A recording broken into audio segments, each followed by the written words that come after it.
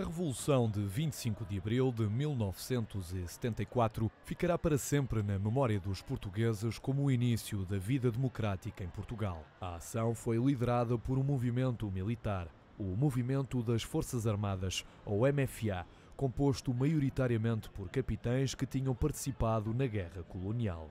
O movimento, que havia surgido um ano antes, primeiramente chamado Movimento dos Capitães, foi motivado principalmente por problemas de carreira e com o descontentamento crescente nas Forças Armadas pela manutenção da guerra. A 14 de março de 1974, Marcelo Caetano, consciente do mal-estar entre as Forças Armadas, convocou os generais para uma reunião de apoio ao governo. Costa Gomes e António de Spínola, altas patentes do Estado-Maior-General das Forças Armadas, não compareceram. O facto de Marcelo Caetano os destituir logo após aumentou o prestígio entre o movimento dos capitães. 2 dias depois, houve uma tentativa falhada de golpe militar nas Caldas da Rainha a 16 de março de 1974. Esta fez com que Marcelo Caetano se convencesse que o movimento era fraco e, ao mesmo tempo, permitiu aos capitães analisar o que correu mal.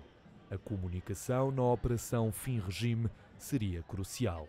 Na noite do dia 24 de abril, o capitão Otelo Saraiva de Carvalho, juntamente com o tenente-coronel Garcia dos Santos, o capitão Luís Macedo, o tenente-coronel Lopes Pires, o major Sanches Osório, o comandante Vítor Crespo e o major Hugo dos Santos instalaram secretamente o posto de comando do movimento golpista no quartel da Pontinha, em Lisboa.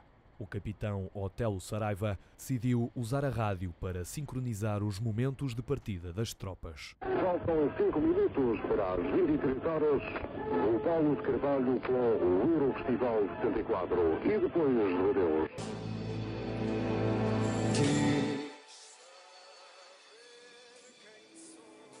Às 22 horas e 55 minutos é transmitida a canção E Depois do Adeus de Paulo de Carvalho pelos emissores associados de Lisboa. Estava dada a primeira senha do movimento revoltoso que desencadeia a tomada de posições da primeira fase do golpe de Estado. O segundo sinal é dado aos primeiros 20 minutos do dia 25 de abril.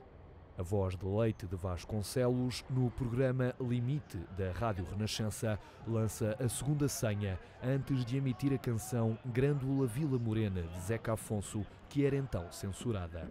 O movimento das Forças Armadas era agora irreversível.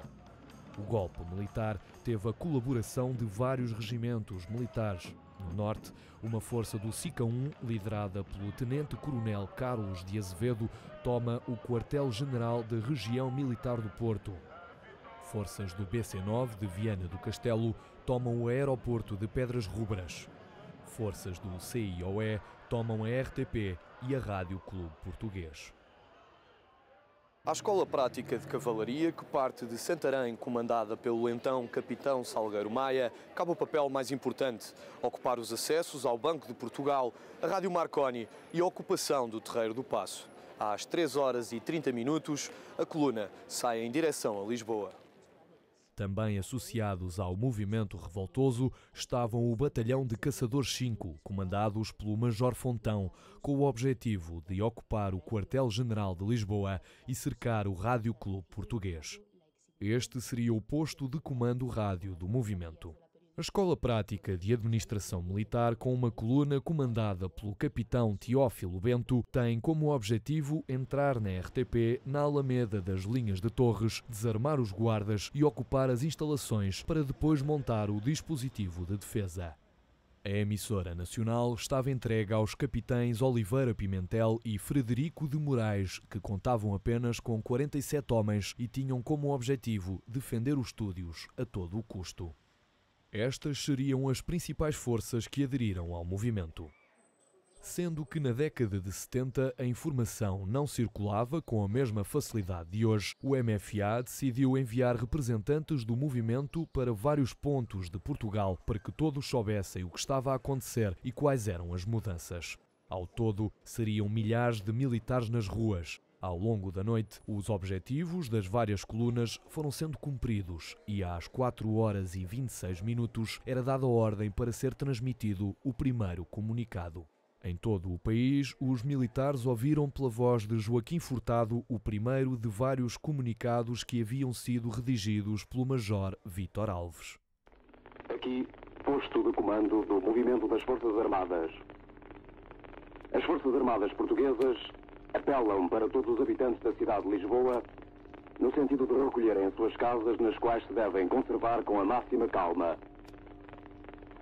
Esperamos sinceramente que a gravidade da hora que vivemos não seja tristemente assinalada por qualquer acidente pessoal, para o que apelamos para o bom senso dos comandos das forças militarizadas, no sentido de serem evitados quaisquer confrontos com as Forças Armadas.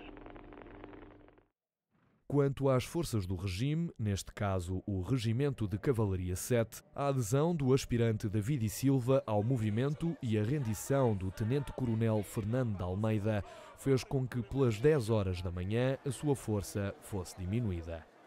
Dr. Pedro Pinto, na altura Secretário de Estado da Informação e Turismo, apercebera-se da inevitabilidade da queda do regime e resolve assumir a mediação entre o governo e o general Spínola. O general afirma que nada tem a ver com o movimento e que jamais levantaria armas contra o governo. Às 16h05, pouco mais de meia hora depois da abertura de fogo pelas forças comandadas pelo capitão Salgueiro Maia contra a fachada do quartel do Carmo, é redigida pelo comandante Lanhoso a mensagem que o presidente do Conselho de Ministros está pronto a entregar o governo ao general Spínola e que, portanto, o espera para tal no quartel do Carmo.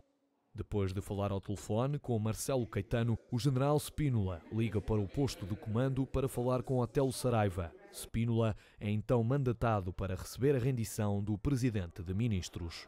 Pelas 18 horas, o general Spínola chega ao quartel do Carmo, onde é recebido por uma multidão que o rodeia e aplaude. Spínola é também recebido por Salgueiro Maia. O general fala depois com Marcelo Caetano, informando que seguirá num avião para o Funchal, onde seria depois exilado para o Brasil. Neste momento, a revolução era iminente e conhecida por todo o país. O povo de Lisboa seguia as movimentações militares. Às 21 horas, agentes da PIDE, ao verem a sede cercada pela população, abrem fogo indiscriminado, resultando em 4 mortos e 45 feridos. Este seria o único sangue derramado durante o golpe de Estado. A Junta de Salvação Nacional, ou JSN, designada para sustentar o Estado português após o golpe, reúne-se pelas 23h45. Aprovam a proclamação da Junta e designam como Presidente da República o General António de Spínola. A JSN sai do Regimento de Engenharia número 1, na Pontinha, rumo aos estúdios da RTP. É na Rádio e Televisão de Portugal que o general lê perante as câmaras a proclamação da Junta de Salvação Nacional. À 1h30 do dia 26 de abril de 1974, o povo português recebia, através da televisão, a confirmação da queda do Estado Novo de Salazar e Marcelo Caetano. No dia 25 de abril de 1975, os portugueses votaram em liberdade pela primeira vez há décadas, graças ao golpe de Estado levado a cabo pelo grupo de jovens capitães que derrubou a ditadura, dando um novo sentido à frase do hino nacional: pela pátria lutar, contra os canhões marchar, marchar.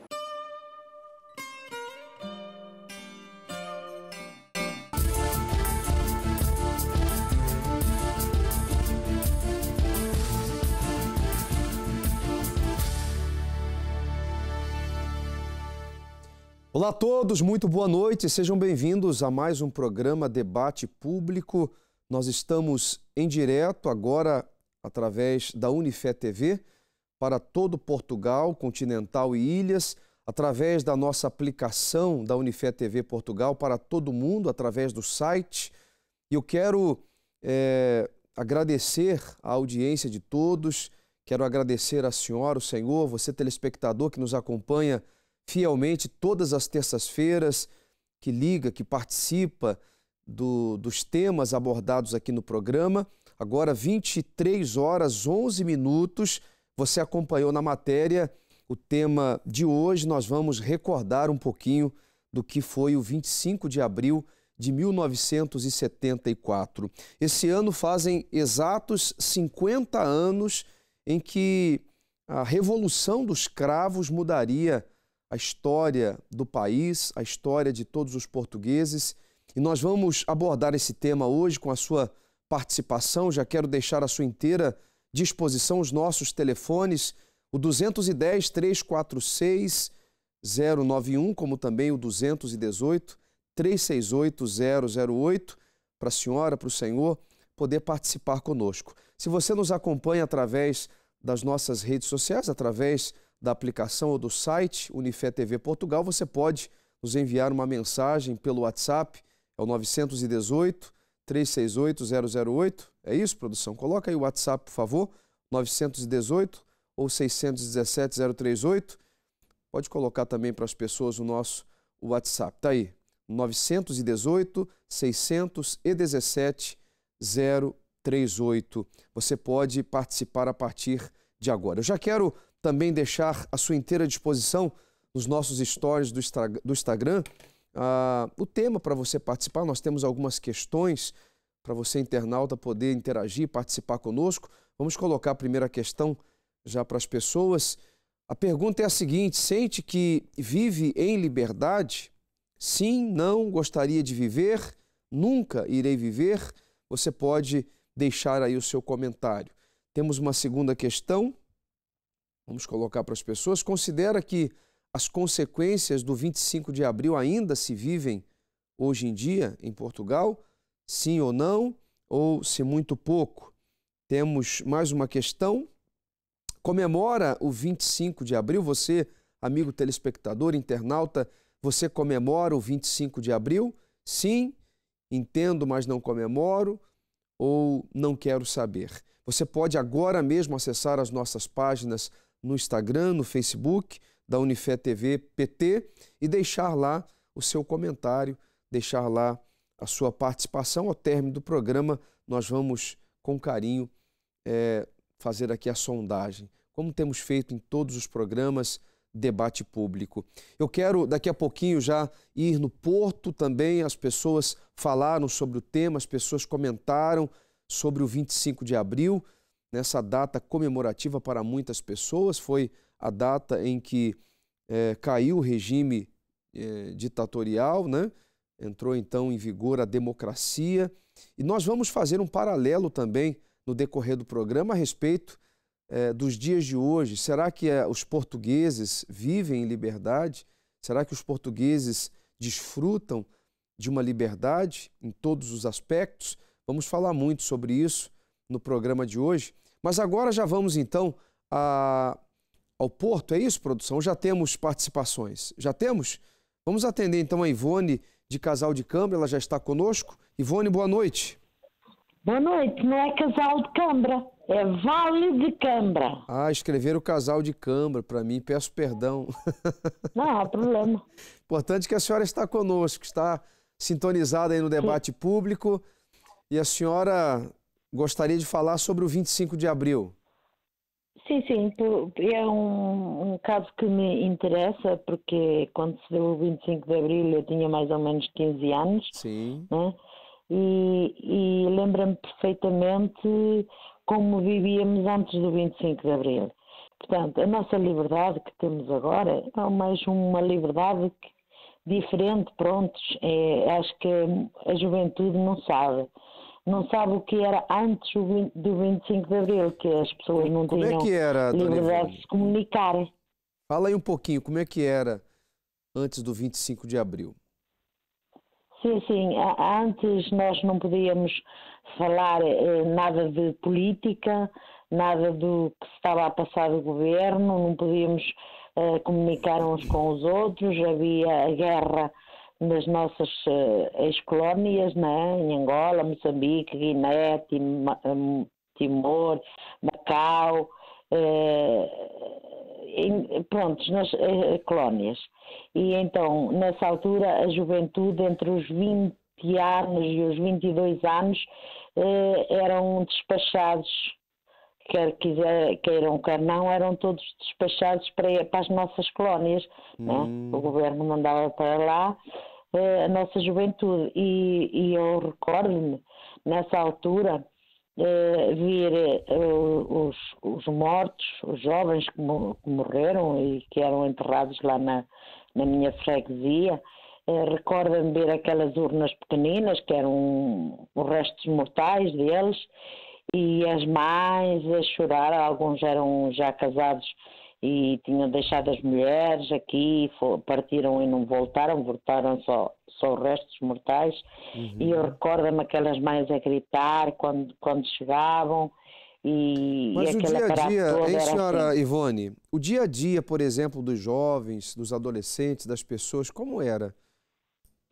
A senhora já falou que não podia falar de determinados assuntos. Não podia, não. Nós não podíamos dizer que, olha, por exemplo, quando o Salazar esteve doente, não se podia dizer que ele estava doente. Sim. Não podíamos falar uns com os outros, porque diziam, estão umas pessoas lá em cima, que era por a PIDE, estão umas pessoas lá em cima que têm um aparelho que captam aquilo que a gente está a dizer.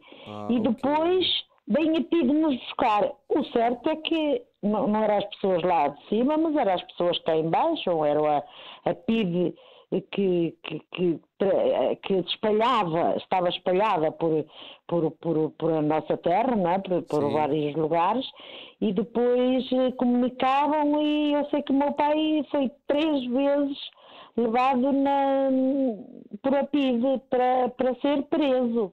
Havia muitas censuras, então, né? Muitos assuntos não poderiam ser discutidos, muito. Não havia liberdade, quer dizer, para que é a guerra, porque o meu pai só foi preso porque disse, mas afinal já morreu o filho na guerra, para que é a guerra? A guerra para que serve? Foi o suficiente para ele ir preso. Alguém comunicou com alguém, né? E então às vezes eu queria falar alguma coisa e que se passava na escola e assim, com os outros miúdos, queria dizer à minha mãe, e ela dizia, não filha, não fales, não digas, porque eles têm uns aparelhos lá longe e ouve o que nós dizemos aqui e depois vem-te buscar, como levaram o teu pai. Enfim, olha, eram uns episódios tristes que se passava, não havia liberdade mesmo nenhuma de expressão. Não, era uma ditadura. Só votava, na altura das eleições, só votava quem fosse votar no Salazar e quem não fosse votar no Salazar nem sequer ia votar. Eu já sabia, a senhora acredita, tinha que ser certo. Hein, senhora Ivone, a senhora acredita que passados esses 50 anos, realmente as coisas mudaram? Hoje os portugueses desfrutam dessa liberdade em todos os aspectos, não apenas fisicamente, mas familiarmente, emocionalmente. A senhora acredita que os portugueses vivem em liberdade? Sim, os portugueses vivem em liberdade, né? Mas como sempre, há um limite, né? Não é abusar da liberdade. Mas essas exceções houve sempre, não é? Em excesso de liberdade também não é bom. Mas isso também podia acontecer na altura, antes do 25 de Abril. Também já existia, não é? Quem se ultrapassasse. E agora também existe quem ultrapassa a liberdade, não é? Porque se nós soubermos mesmo o que significa a liberdade, nós temos que ter um pouco mais de cautela naquilo que falamos, naquilo que pronto, nem tudo se deve dizer, porque nem tudo é bom falar. Há coisas que pronto, ofender as outras pessoas, por exemplo. Nós não temos que ofender ninguém. Nós temos que respeitar as ideias de toda a gente. Dona Ivone, eu agradeço imenso a sua participação. Está a passar muito, não. Eu agradeço imenso a participação, tá bem? A senhora falou com propriedade a respeito do 25 de abril, porque a senhora vivenciou, a senhora tinha 15 anos quando aconteceu a Revolução dos Cravos, e a sua participação foi muito importante aqui no programa. Muito obrigado, boa noite, bom descanso para a senhora. Eu é que agradeço. Tá? Eu agradeço, boa noite e bem-aja este programa. Muito obrigado. Como outros que a Unicef faz, eu agradeço por o vosso esforço. Está a ser muito bom. Está ótimo. Nós é que agradecemos pela audiência. Boa noite. Nós vamos falar agora com a Francisca de Lisboa e daqui a pouquinho vamos falar também sobre esse tema de liberdade atual que muitos, infelizmente, desconhecem, porque se comemora uma liberdade física, política, talvez religiosa, mas nós vamos saber se realmente as pessoas têm desfrutado dessa liberdade. Senhora Francisca de Lisboa, me ouve? Boa noite. Senhora Francisca, está conosco? Estou? Boa noite, tudo bem? Estou a ouvir um bocadinho mal. A senhora consegue me ouvir agora? Senhora Francisca? Mais ou menos. Estou a ouvir com algum feedback. Nossa produção vai corrigir com a senhora o áudio, já já eu volto falando com a senhora. Nós temos também a senhora Fátima Silva. Senhora Fátima de Caldas da Rainha, boa noite. Boa noite, pastor. Tudo bem consigo? Tudo bem, graças a Deus. Seja bem-vinda ao nosso programa. A senhora também quer falar sobre o 25 de abril?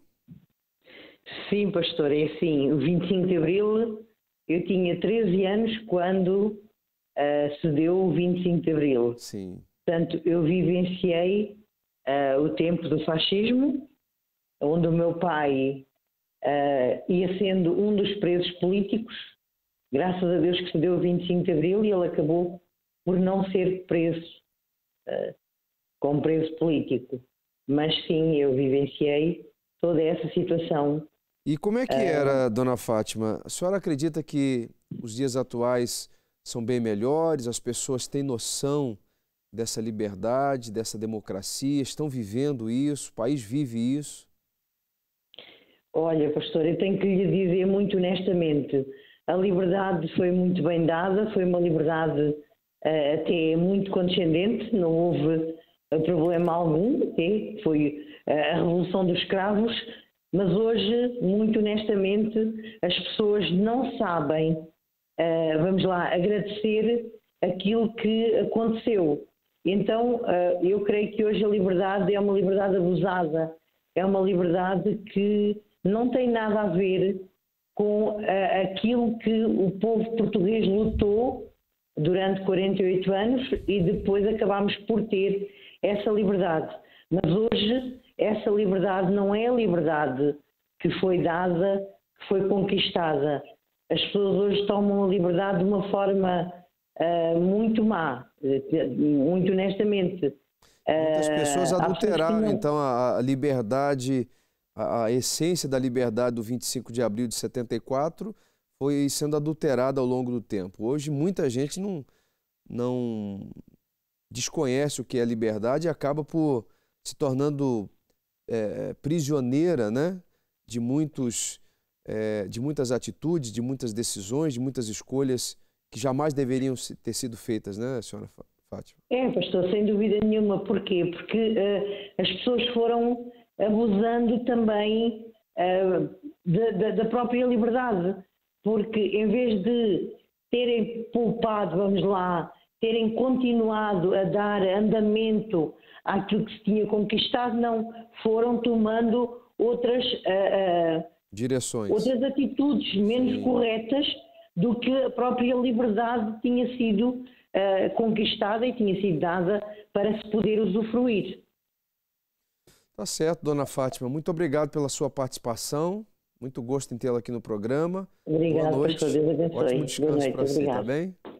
Deus abençoe. Obrigada.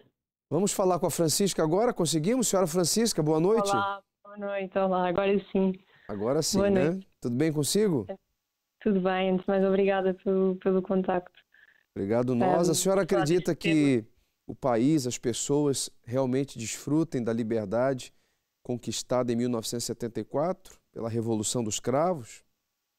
Absolutamente, sim. Acho que foi um evento que foi um ponto de viragem na nossa história e que foi absolutamente fulcral para definir aquilo que é a sociedade em que vivemos hoje.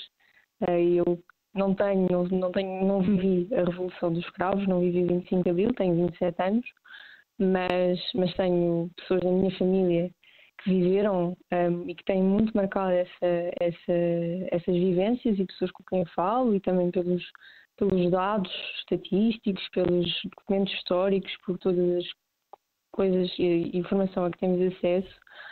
de que foi de facto uma data muito importante para nós, para a sociedade portuguesa conseguir algo que para mim eu não consigo sequer imaginar o que é não viver em liberdade. E para mim é uma data super importante ser comemorada, porque é exatamente isso, é nós celebrarmos o ponto de viragem na nossa história e também celebrarmos aquilo que foi e aquelas pessoas que lutaram para que nós hoje possamos ter essa liberdade e possamos viver em sociedade e em democracia e possamos continuar a progredir e a evoluir enquanto sociedade. Tá certo, eu agradeço a participação, Francisca. Muito obrigado, tá bem? Boa noite. Obrigada. Obrigada, boa noite. Você que nos acompanha através da aplicação, através do nosso site Unifé TV PT, você pode interagir. Coloca mais uma vez os stories. Coloca aí a primeira questão, por favor, aqui no vídeo wall, para quem está em casa, para quem está acompanhando. Você que nos acompanha também através das operadoras, você pode entrar lá rapidamente nos nossos stories e deixar lá a sua opinião. Sente que vive em liberdade? Sim, não, gostaria de viver, nunca irei viver, né? Essa é a primeira questão. Vamos colocar a segunda, por favor.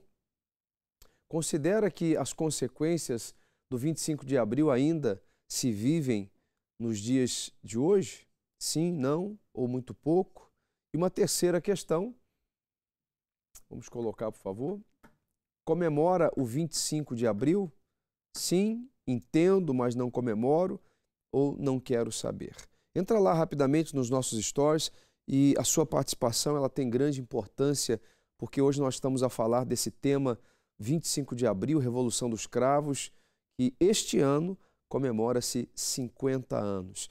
Esse movimento realizado pelas Forças Armadas, que iniciou cerca de um ano antes, 1973, tendo a sua primeira reunião clandestina e passado aí poucos meses, então em 74, a tomada de posse das Forças Armadas. Nós vamos agora falar com o Pedro Dias, que está conosco por telefone. Eu quero deixar também o telefone à sua inteira disposição, é o 210 346 091. Liga agora, você vai falar comigo aqui em direto, 23 horas 28 minutos.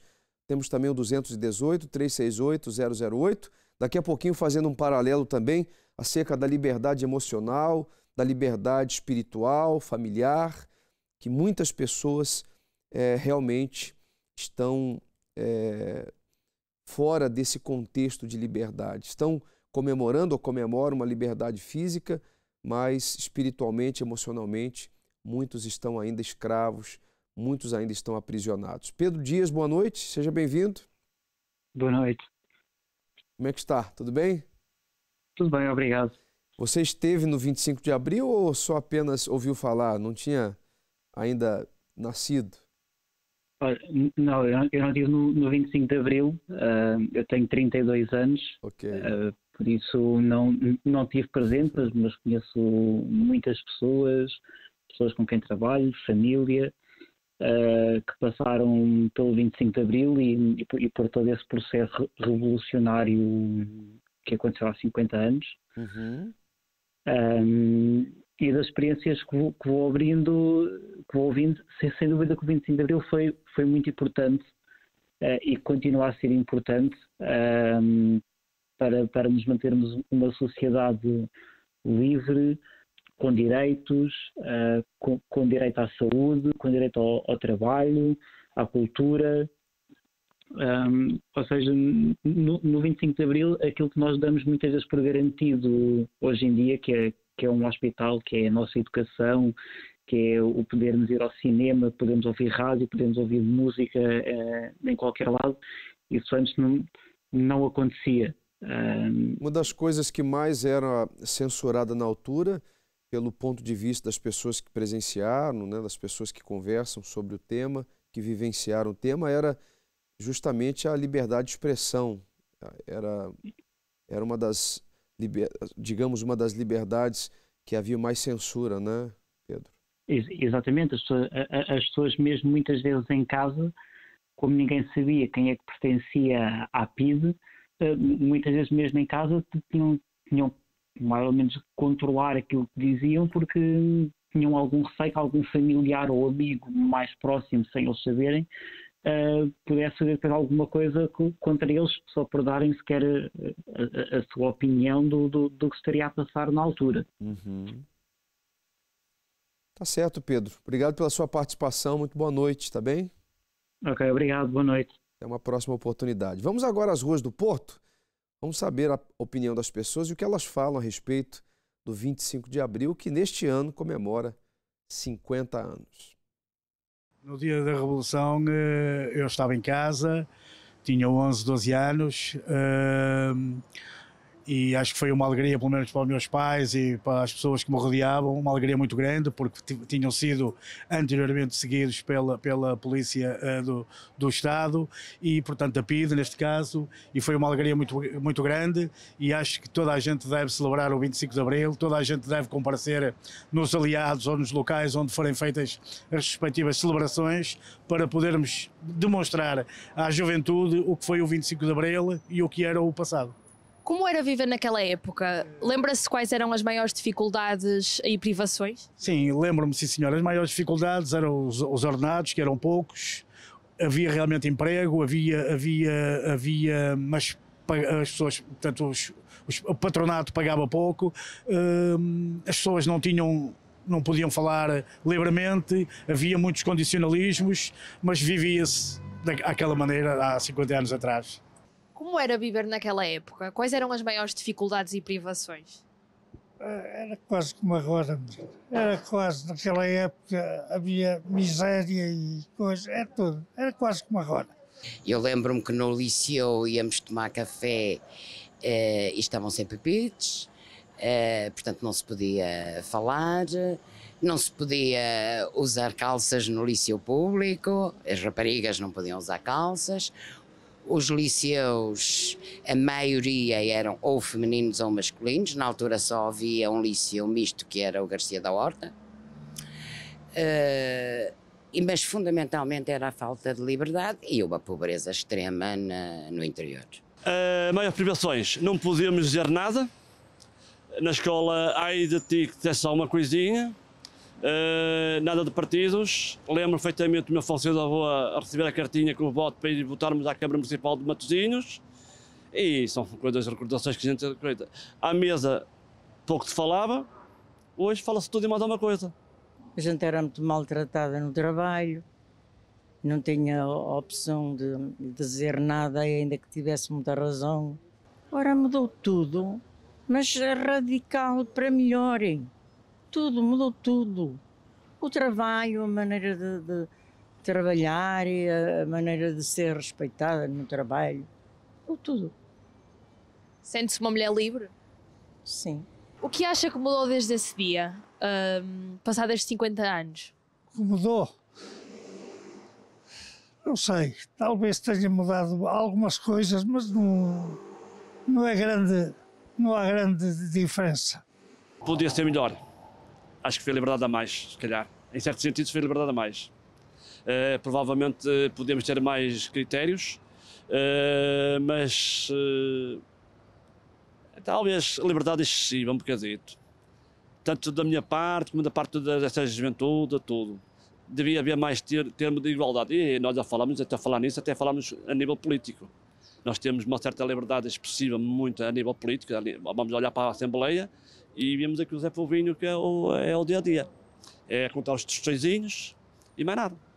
Acha crucial festejar o 25 de Abril? Sempre. É uma lembrança a relembrar. Se pudesse deixar uma mensagem para as gerações futuras, para que nunca se esqueçam da liberdade, o que é que diria? Eles não fazem a mínima ideia do que a gente passava antes do 25 de Abril. Eles não fazem uma mínima ideia, não senhor. Mas acha importante celebrarmos este dia? Claro, não deve ser esquecido, claro que não. É muito difícil a malta nova, porque eles não acompanharam verdadeiramente o 24 nem o 25, pronto, não, para eles é absolutamente indiferente. Agora que respeitem e que vejam que foi a geração anterior que lhes deixou a liberdade que eles hoje podem ter, não é? Sejam livres, sejam pacientes mas não sejam excessivos. É isso. Muitas opiniões que divergem aí o 25 de abril. Alguns dizem que não mudou muita coisa, como um dos entrevistados. Uma entrevistada diz que mudou, né, tudo mudou radicalmente, porque até mesmo a hora da refeição pouco se falava, né, até mesmo entre a família, entre as pessoas que estavam ali dentro da própria casa, pouco se conversava, pouco se falava, porque havia censura, né? A liberdade de expressão era incisiva em relação a assuntos políticos, assuntos de trabalho e, enfim, assuntos sociais que hoje se discutem com tanta facilidade. Na altura, pelo que muitos relatam, era realmente muito complicado. Bom, você pode ligar agora, nós estamos em direto, 23 horas 37 minutos, o debate público hoje fala a respeito do 25 de abril de 1974, a Revolução dos Cravos, né? Essa movimentação, essa mobilização que fez possível o país se tornar democrático. Nós temos também mais opiniões a respeito do tema, nós vamos agora ouvir mais pessoas falando e já retornamos para falar com você, telespectador, que está agora acompanhando o programa, sintonizou agora no canal da família, Unifé TV. O tema de hoje é sobre o 25 de abril, você pode ligar, você pode deixar a sua opinião. Realmente hoje os dias são melhores, hoje as famílias vivem melhores, as condições políticas, sociais são melhores. Nós gostávamos muito da sua participação. Vamos agora à opinião com o Arthur Cruz. 25 de abril, o que é que se lembra deste dia? De tudo aquilo que seja possível imaginar. Lembro-me perfeitamente.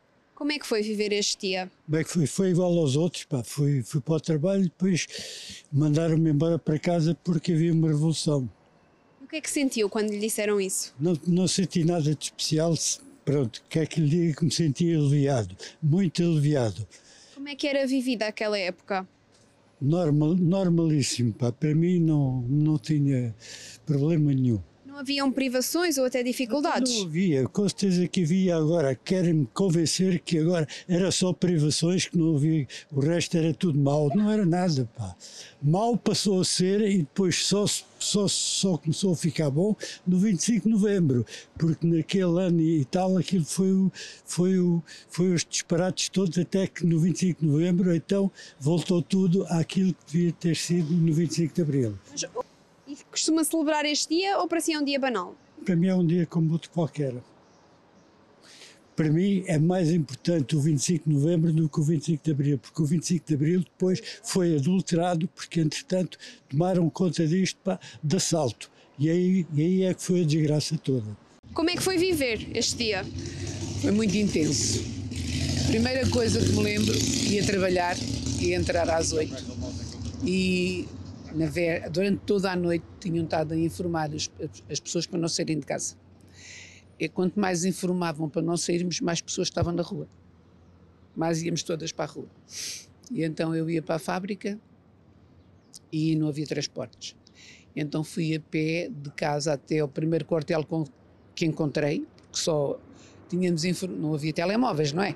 Nem havia informação nenhuma. Só tivemos alguma informação perto do quartel ou mesmo lá à porta do quartel, que nos disseram mais uma vez vão para casa porque parece-nos que está a haver uma concentração de militares lá para a Baixa. Estávamos em Sacavém. E então, como não tínhamos transporte, voltámos para trás. Mas havia no ar, mas isto demorou imenso tempo, até chegarmos lá abaixo e voltarmos. Havia no ar assim uma excitação. Nós não sabíamos o que era, mas era alguma coisa boa. Porque não podia ser pior que o que estávamos. Estávamos num tempo em que não se podia falar, não se podia andar na rua, não se podia conversar mais que 3. Por isso, se eu estava ali a conversar com um soldado à porta de um quartel e nenhum piso estava atrás de mim, então era uma coisa boa. Acabaram-se as perseguições. Acabaram-se a ouvir falar em torturas, a ouvir falar... Não calhou a mim, que eu só tinha 16 anos, né? mas era atento ao que se passava à volta e sabia que havia coisas horríveis. Levar as pessoas de casa durante a noite, prendê-las, desaparecerem com elas. Isso acabou, felizmente. Mas falta tanto para cumprir abril, filha. Falta tanto para cumprir abril. 25 de abril de 1974. O que é que se lembra deste dia? Tudo. Como é que foi? Eu era uma jovem adolescente e tudo isto era uma novidade. Como é que foi? Foi a surpresa de acordar com as notícias de que havia militares na rua, a surpresa de saber que a escola não iria acontecer, portanto, as escolas estavam fechadas, e depois ligar a telefonia e mais tarde a televisão, e quando a desliguei a telefonia fervia. Portanto, foi um dia intenso, cheio de um mundo novo que se abria e a gente não tínhamos conhecimento, portanto, do que na verdade a dimensão que tudo aquilo iria representar. E estamos a falar na perspectiva de uma jovem que lá está. Como é que era vivida aquela época? O antes ou o depois? O antes era a proibição, era o medo vivia ao lado e nós vivíamos com o medo. Era tentar saber quem eram os vizinhos informantes da PIDE, era não ter certas conversas, era aprender a ler entre as entrelinhas, era aprender a saber entre as entrelinhas, era o medo em que o pai também às vezes tem medo do filho, não é? Porque uma conversa inocente entre colegas podia ter alguém a ouvir-nos e depois era a crise económica, era os pais não terem dinheiro. Estamos a falar de uma classe operária, uma classe média baixa, em que os pais não têm dinheiro, em que os filhos não podem pedir e as mulheres não têm direitos, não é? É o direito que o marido lhe quer conceder, mais nada do que isso. E o que é que acha que mudou desde esse dia? Olha, a liberdade de poder fazer estas perguntas, a liberdade de contestarmos, de votarmos, de lutarmos pelos nossos direitos, pelas nossas liberdades, e muito por fazer, sim senhor, mas o que é certo é que temos uma educação para toda a gente, temos, ou deveríamos ter, agora por outras razões, o acesso à saúde que não temos, embora muito ainda esteja para fazer e, sobretudo, muito temos que fazer diariamente na nossa vida para que estas coisas não se vão pelo cano fora, como se costuma dizer. 25 de abril, o que é que se lembra deste dia? 25 de abril eu vinha com os meus filhos à escola e iam para a explicação primeiro, eles entravam às 9. E eu, quando cheguei ao meu trabalho, diz o meu patrão: Alberto, vá-se embora. Porquê? Porque você não passou por quartéis, polícias, você não viu ninguém, nada de especial, não. Mas vá-se já embora para casa, filha, vá-se já embora para buscar os meninos. Foi um susto tão grande que eu tive, não sabia o que era isto. Não sabia nada. Depois fui buscar os meninos, fui para casa e nessa altura telefonei ao meu marido. Filha, eu não te disse nada, mas eu sabia que havia. Mas ele também estava aqui a trabalhar nesta avenida. Nem quero recordar. Como é que foi viver isso? Foi mal. Porque 8 dias depois o meu patrão despediu-me, disse: até melhor você ir-se embora para casa, levar as máquinas todas e ir trabalhar por sua conta. E para mim foi um choque muito grande, que eu ganhava muito dinheiro nessa altura. E eu disse: não, eu vou-me embora, mas não levo máquinas nenhumas e não quero nada. Eu vou-me embora e vou resolver a minha vida. E fui procurar trabalho dentro do que eu sabia, que era malhas. Mas estive lá só 8 dias. Não estava habituada àquilo. Depois respondi a um anúncio no jornal para ir trabalhar para empregado auxiliar para o Hospital Santa Maria. E lá fiquei e foi de lá que me reformei. Mas foi muito duro para mim. Eu ganhava 600, 700 euros por semana, que era o empregado de uma empregada de escritório nessa altura. Depois fiquei, meu marido estava na tropa ainda, só vinha trabalhar aqui nas folguinhas dele. O dinheiro para mim chegava-me e sobrava-me e tudo, mas depois fiquei sem nada. Foi difícil. Muitas pessoas falam com emoção, né, a respeito dessa data, a respeito do 25 de abril. Muitas consideram, sim, dias muito melhores, dias em que a liberdade predomina, a liberdade de expressão, a liberdade comunicativa entre família, entre amigos. Mas eu quero referir também acerca da liberdade emocional, espiritual. Será que as pessoas, elas têm acesso, elas conhecem, elas têm noção do que é também serem livres emocionalmente, espiritualmente?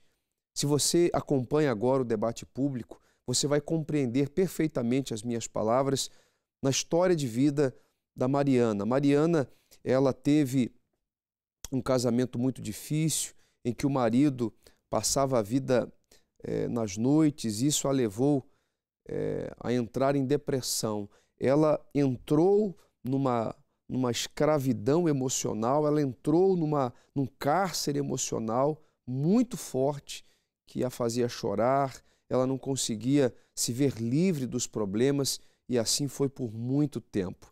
Eu queria que você prestasse muita atenção, inclusive divulgue agora essa programação, fala para todos os seus amigos, vizinhos, familiares, que agora a Mariana vai falar a respeito de como foi livre, foi liberta dessa escravidão emocional. Nós tratamos até agora da liberdade física, liberdade de expressão, mas agora nós queremos tratar da liberdade espiritual, da liberdade emocional. Enquanto você divulga, enquanto você fala, eu queria só relembrar a respeito dos stories do nosso Instagram, do nosso Facebook, porque daqui a pouquinho nós vamos realizar aqui a sondagem e saber a opinião das pessoas. Vai lá rapidinho, entra lá, Unifé TV PT, tanto no Instagram como no Facebook, para você deixar a sua opinião. Vamos à história da Mariana e já voltamos. Com apenas 22 anos, fui-me diagnosticado uma depressão grave, muito grave. Só me sentia bem, era isolada de tudo e de todos. Eu senti que o meu chão saiu debaixo dos meus pés.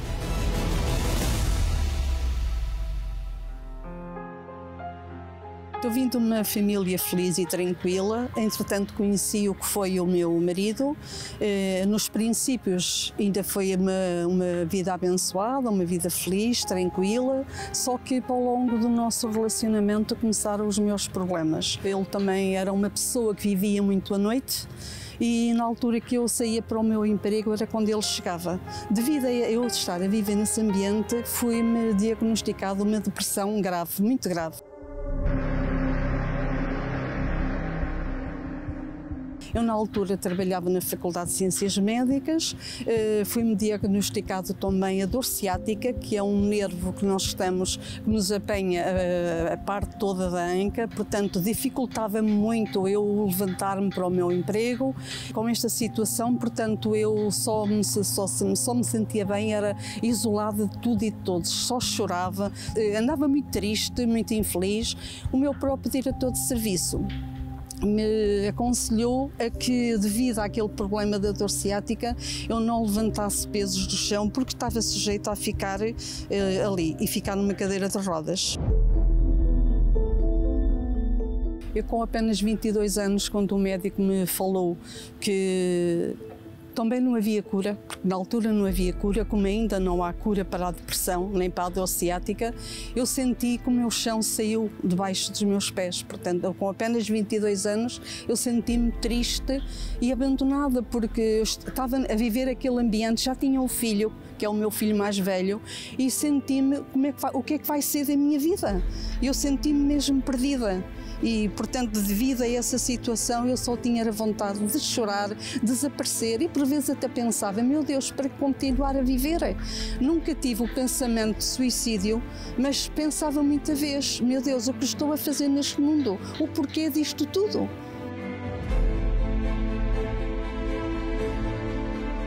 O meu meu casamento já não estava bem. E, portanto, com este meu procedimento, eu não tinha alegria.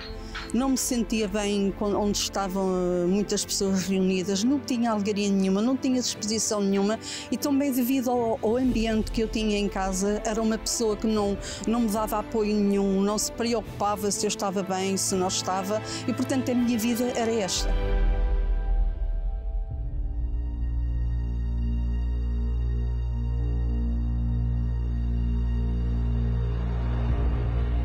Houve uma colega minha que me convidou para ir à igreja. Eu logo no primeiro dia não fui, mas havia os domingos à tarde, eu refugiava-me sempre em ir para a beira do mar, porque era ali que eu me sentia bem. E eu chorava e falava com Deus, as minhas lágrimas era como se estivesse a falar com Deus. E houve um domingo que eu já não fui para esse passeio que eu estava sempre habituada a ir, que era para estar ali sentada, isolada e sozinha. E senti vontade de ir à igreja. E foi quando eu fui na Estrada da Luz, que na altura era na Estrada da Luz. Eu relembro que ainda se fosse hoje, portanto mal pus os pés dentro da igreja, a reunião ainda não tinha começado, foi um domingo.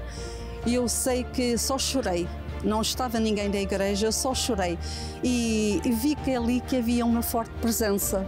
Quando a reunião começou, todas aquelas palavras que o pastor falou na reunião foi tudo para mim. Eu estava lá exatamente, era para pedir pela família que eu tinha em casa, pelo meu marido, pelo meu filho, para que Deus o viesse libertar, para que Deus viesse transformar aquele casamento. Mas eu verifiquei que todos aqueles problemas que eu tinha, eu já não tinha nada.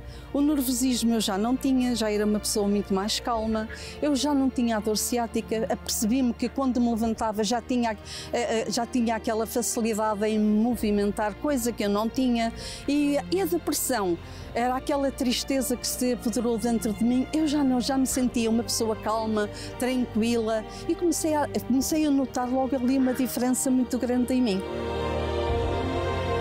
Eu que não havia cura nos medicamentos, porque nunca houve cura, porque tudo aquilo que eu fiz não resolvia. Foi na Igreja Universal que eu tive essa libertação, que eu tive essa cura, que eu tive a transformação da minha vida.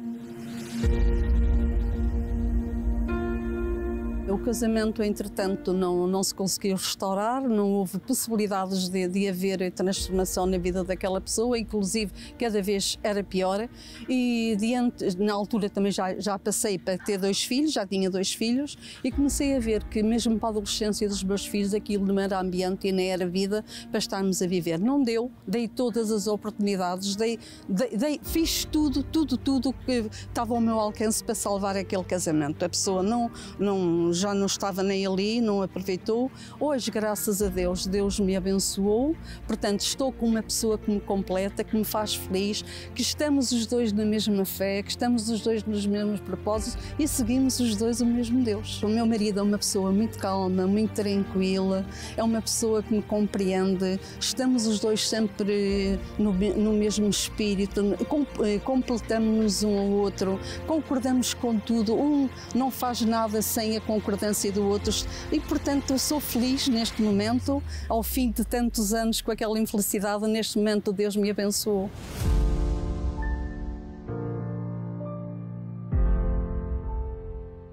Ao longo destes anos, de tudo aquilo que Deus fez na minha vida, porque fez muito, deu-me muitas bênçãos, eu só tenho a agradecer aquilo que Deus tem feito na minha vida e o que Ele me tem usado, porque através do meu testemunho eu tenho dado para mostrar este Deus que eu sirvo a muita gente, porque fui abençoada no meu local de trabalho, em muita área da minha vida fui abençoada. O meu trabalho foi sempre reconhecido pelos meus superiores.